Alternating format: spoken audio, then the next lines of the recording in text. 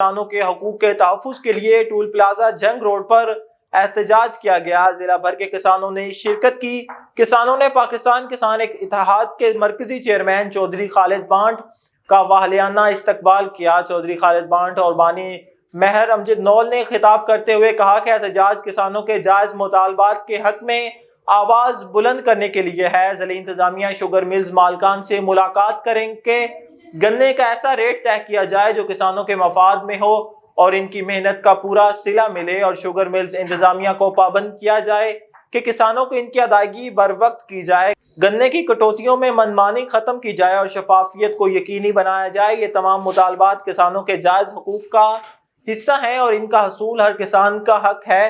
تمام کسان خواہ وہ چھوٹے پیمانے پر کام کرتے ہوں ایک پلیٹ فارم پر ہیں۔ اگر پنجاب حکومت نے کسانوں کے مطالبات تسلیم نہ کیے تو ایسا احتجاج کریں گے کہ ملک جام ہو کر رہ جائے گا۔